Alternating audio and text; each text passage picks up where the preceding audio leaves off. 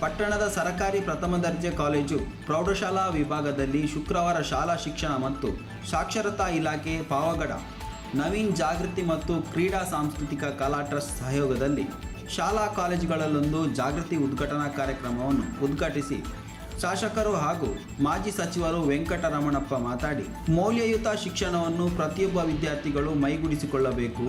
ಇಂದಿನ ಆಧುನಿಕ ಬದುಕಿನಲ್ಲಿ ಶಾಲಾ ಕಾಲೇಜು ಮಕ್ಕಳು ತಮ್ಮ ಶಿಕ್ಷಣದ ಆರೋಗ್ಯಕರ ಹಾದಿಯನ್ನೇ ಮರೆಯುತ್ತಿದ್ದಾರೆ. ಹಾಗಾಗಿ ಪಾರದರ್ಶಕ ಮೌಲ್ಯಯುತ ಶಿಕ್ಷಣದ ಜೊತೆಗೆ ನೈತಿಕ ಮೌಲ್ಯ ಮತ್ತು ಸಾಮಾಜಿಕ ಜಾಗೃತಿ ಅರಿವಿನ ಕುರಿತಾಗಿ ನವೀನ್ ಮಾಡುತ್ತಿರುವ ಇಂತಹ ಕಾರ್ಯಕ್ರಮಗಳು ಮಕ್ಕಳಿಗೆ ಸಹಕಾರಿಯಾಗುತ್ತವೆ. ನನಗೆ ತುಂಬ ಹೆಮ್ಮೆ ಇದೆ ಎಂದು ಶ್ಲಾಘಿಸಿದರು. ಮತ್ತು ಮಕ್ಕಳು ಶಿಸ್ತುಬದ್ಧ ಅಧ್ಯಯನದಿಂದ ಸಮಾಜದ ಉನ್ನತ ಹುದ್ದೆಗಳನ್ನು ಅಲಂಕರಿಸಲು ಸಹಕಾರಿಯಾಗುತ್ತದೆ. ಜೊತೆಗೆ ಪ್ರತಿಯೊಬ್ಬರೂ ಗುರುಗಳ ಮಾತಿನಲ್ಲಿ ಆಸಕ್ತಿ ವಹಿಸಿ ಪಾಲಿಸಿ ಎಂದು ಸಲಹೆ ನೀಡಿದರು. ಕಾರ್ಯಕ್ರಮದ ಅಧ್ಯಕ್ಷತೆ ವಹಿಸಿ ಮಾತಾಡಿದ ಕ್ಷೇತ್ರ ಶಿಕ್ಷಣಾಧಿಕಾರಿ ಅಶ್ವಥ್ ನಾರಾಯಣ ಅವರು, ಇಂದಿನ ಪೈಪೋಟಿ ಬದುಕಿನಲ್ಲಿ ಟಿವಿ, ಮೊಬೈಲ್, ಸಾಮಾಜಿಕ ಜಾಲತಾಣಗಳು ಮಕ್ಕಳ ಮನಸ್ಥಿತಿ ಮೇಲೆ ವ್ಯತಿರಿಕ್ತವಾಗಿ ಪರಿಣಾಮ ಬೀರುತ್ತಿವೆ. ಮಕ್ಕಳ ಉತ್ತಮ ಭವಿಷ್ಯಕ್ಕಾಗಿ ಈ ಕಾರ್ಯಕ್ರಮ ಪ್ರೇರಣೆಯಾಗಲಿದೆ ಎಂದರು. ಈ ಹಿನ್ನೆಲೆಯಲ್ಲಿ ಸಂಪನ್ಮೂಲ ವ್ಯಕ್ತಿ ನವೀನ್ ಪ್ರತಿಯೊಂದು ಶಾಲಾ ಕಾಲೇಜುಗಳಲ್ಲೂ ಜಾಗೃತಿ ಕಾರ್ಯಕ್ರಮ ನಡೆಸಲು ಅನುಕೂಲ ಕಲ್ಪಿಸುವಂತೆ ಶಾಲಾ ಮುಖ್ಯಸ್ಥರುಗಳಿಗೆ ಸೂಚಿಸಿದರು. ಸರಕಾರಿ ಪ್ರಥಮ ದರ್ಜೆ ಕಾಲೇಜಿನ ಪ್ರಾಂಶುಪಾಲರಾದ ಬಸವಲಿಂಗಪ್ಪ ಮಾತಾಡಿ, ಇಂದಿನ ಕ್ಷಣಿಕ ಮೋಜಿನ ಹಿಂದೆ ಬೀಳದೆ ವೈಜ್ಞಾನಿಕ ಚಿಂತನೆಗಳನ್ನು ಮೈಗೂಡಿಸಿಕೊಂಡಾಗ ಮಾತ್ರ ಸುಸ್ಥಿರ ಸಮಾಜ ನಿರ್ಮಾಣ ಮಾಡಲು ಸಾಧ್ಯ ಎಂದು ತಿಳಿಸಿದರು. ನವೀನ್ ಜಾಗೃತಿ ಮತ್ತು ಕ್ರೀಡಾ ಸಾಂಸ್ಕೃತಿಕ ಕಲಾ ಟ್ರಸ್ಟ್ ಅಧ್ಯಕ್ಷ ನವೀನ್ ಮಾತಾಡಿ, ಕಳೆದ 14 ವರ್ಷಗಳಿಂದ ಜನರಲ್ಲಿ ಮೌಢ್ಯಾಚರಣೆ ಕುರಿತಾಗಿ ಜಾಗೃತಿ ಮೂಡಿಸುವ ಕಾರ್ಯಕ್ರಮ ಮಾಡುತ್ತಾ ಬರುತ್ತಿದ್ದೇನೆ. ಇಂದಿನ ಮಕ್ಕಳಲ್ಲಿ ನೈತಿಕ ಮೌಲ್ಯ, ಸಾಮಾಜಿಕ ಜಾಗೃತಿಯ ಕೊರತೆ ಇದೆ. ಉಜ್ವಲವಾಗಿಸಿಕೊಳ್ಳುವ ಬದುಕನ್ನು ಚಿಕ್ಕ ವಯಸ್ಸಿನಲ್ಲಿಯೇ ನಾಶ ಮಾಡಿಕೊಳ್ಳುತ್ತಿದ್ದಾರೆ. ಇದನ್ನು ಗಮನದಲ್ಲಿಟ್ಟುಕೊಂಡು ಸಾಧ್ಯವಾದಷ್ಟು ಪ್ರಯತ್ನಿಸಿ ಎಲ್ಲ ಶಾಲಾ ಕಾಲೇಜು ಹಂತದಲ್ಲಿ ಮಕ್ಕಳಲ್ಲಿ ಅರಿವು ಮೂಡಿಸುವ ಕಾರ್ಯಕ್ರಮ ನಡೆಸುವ ಉದ್ದೇಶ ಹೊಂದಿದ್ದೇನೆ ಎಂದು ತಿಳಿಸಿದರು. ಮಕ್ಕಳ ಉತ್ತಮ ಭವಿಷ್ಯಕ್ಕೆ ಇಂತಹ ಕಾರ್ಯಕ್ರಮ ಅತ್ಯವಶ್ಯಕವಾಗಿದೆ ಎಂದು ಅಭಿಪ್ರಾಯಪಟ್ಟರು. ಶಾಲಾ ಕಾಲೇಜುಗಳಲ್ಲೊಂದು ಜಾಗೃತಿ ಕಾರ್ಯಕ್ರಮ ಪ್ರತಿಯೊಂದು ಪ್ರೌಢಶಾಲಾ ಮತ್ತು ಕಾಲೇಜು ಹಂತದಲ್ಲಿ ನಡೆಯುತ್ತದೆ. ಈ ಸಂದರ್ಭದಲ್ಲಿ ಪುರಸಭೆ ಅಧ್ಯಕ್ಷ ಡಿ ವೇಲುರಾಜು, ಅಕ್ಷರ ದಾಸೋಹ ಸಹಾಯಕ ನಿರ್ದೇಶಕ ಶಂಕರಪ್ಪ, ಶಿಕ್ಷಣ ಸಂಯೋಜಕರು ಶಿವಮೂರ್ತಿ ನಾಯಕ್, ಚಂದ್ರಶೇಖರ್, ಶಿಕ್ಷಕರು ವಿಜಯಕುಮಾರ್, ನಾಗರಾಜು, ಶಂಕರಪ್ಪ, ಸಿಬ್ಬಂದಿ ವರ್ಗದವರು ಉಪಸ್ಥಿತರಿದ್ದರು. ವರದಿ ನಂದೀಶ್ ನಾಯ್ಕ್, ಪಾವಗಡ. ನೀವೆಲ್ಲರೂ ಕೂಡ ಅದು ಗಾದೆ ಹೇಳ್ತಟ್ಟು, ಗಿಡವಾಗಿ ಬಗ್ಗದಿದ್ದು ಮರವಾಗಿ ಬಗ್ಗಲ್ಲ. ಇವಾಗ ನೀವು ಓದಿದ್ದು ನಾವು ಓದಕ್ಕಾಗುತ್ತಾ?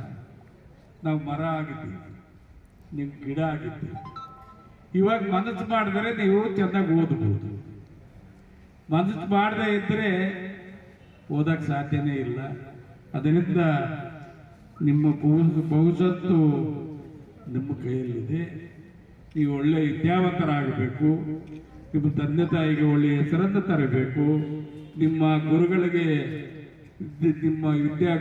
ಒಳ್ಳೆಯ ಹೆಸರನ್ನು ತರಬೇಕು ಅಂತ ಹೇಳಿ, ನಿಮ್ಮ ಭವಿಷ್ಯತ್ತನ್ನು ನಿಮ್ಮ ಕೈಯಲ್ಲಿದೆ ಅನ್ನೋ ಮಾತನ್ನು ಹೇಳಿ, ಇವತ್ತೇನು ಶಿಕ್ಷಣಕ್ಕೆ ಸರ್ಕಾರ ಎಲ್ಲ ಸವಲತ್ತುಗಳನ್ನು ಕೊಡ್ತಾ ಇದೆ, ಅದೆಲ್ಲ ಉಪಯೋಗಿಸಿಕೊಂಡು ನೀವು ಒಳ್ಳೆ ವಿದ್ಯಾವಂತರಾಗಿ ಮುಂದಿನ ದಿನಗಳಲ್ಲಿ ಒಳ್ಳೆ ರಾಜ್ಯ ಮಟ್ಟದಲ್ಲಿ ತೆಗೆದುಕೊಂಡು ಹೋಗ್ಬೇಕು ಅನ್ನೋ ನಿಲುವನ್ನು ಇಟ್ಕೊಂಡು ಶುರು ಮಾಡಿದ್ದೀನಿ.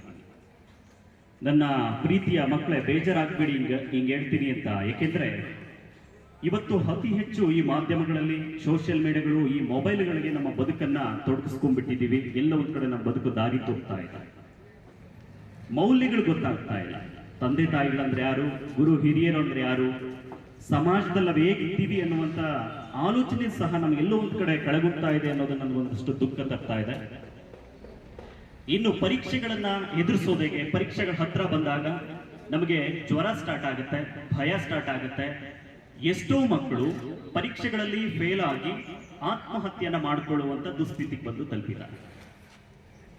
ಯುದ್ಧ ಬಂದಾಗ, ಶಸ್ತ್ರಾಭ್ಯಾಸ ಮಾಡಿದಾಗ ಇದೇ ಹಾಗೆ. ಹಾಗಾಗಿ ಆರಂಭದಿಂದಲೂ ಹೇಗೆ ಓದಬೇಕು, ಸಬ್ಜೆಕ್ಟ್ಗಳನ್ನ ಕಷ್ಟಪಟ್ಟು ಓದೋದ್ರ ಬದಲು ಇಷ್ಟಪಟ್ಟು ಓದಿದಾಗ ನಿಮ್ಮ ಮೆಚ್ಚಿನ ನಮ್ಮ ತುಮಕೂರು ಮಾಧ್ಯಮ 1 ವರ್ಷ ಪೂರೈಸಿದ ಈ ಸಂದರ್ಭದಲ್ಲಿ ನಮ್ಮ ತುಮಕೂರು ಮಾಧ್ಯಮ ನಿಮಗೆ ಧನ್ಯವಾದಗಳನ್ನ ತಿಳಿಸುತ್ತದೆ ಮತ್ತು ನಿಮ್ಮ ಪ್ರೀತಿಗೆ ಸದಾ ಚಿರಋಣಿಯಾಗಿರುತ್ತದೆ. ನೀವು ನಮ್ಮ ಮೇಲೆ ಇಟ್ಟ ನಂಬಿಕೆಯನ್ನು ಉಳಿಸುವ ಪ್ರಾಮಾಣಿಕ ಪ್ರಯತ್ನವನ್ನ ನಮ್ಮ ತಂಡ ಖಂಡಿತವಾಗಿಯೂ ಮಾಡುತ್ತದೆ. ಗೆಲುವಿನ ಹಾದಿಯಲ್ಲಿ ಸದಾ ನಮ್ಮ ಜೊತೆಯಾಗಿರಿ. ನಮ್ಮ ಚಾನೆಲ್ ಅನ್ನು ಸಬ್ಸ್ಕ್ರೈಬ್ ಮಾಡಿ. ಸುದ್ದಿ ಅನ್ನೋದು ಬರೀ ಕಥೆಯಾಗದೆ ನೊಂದ ಜೀವ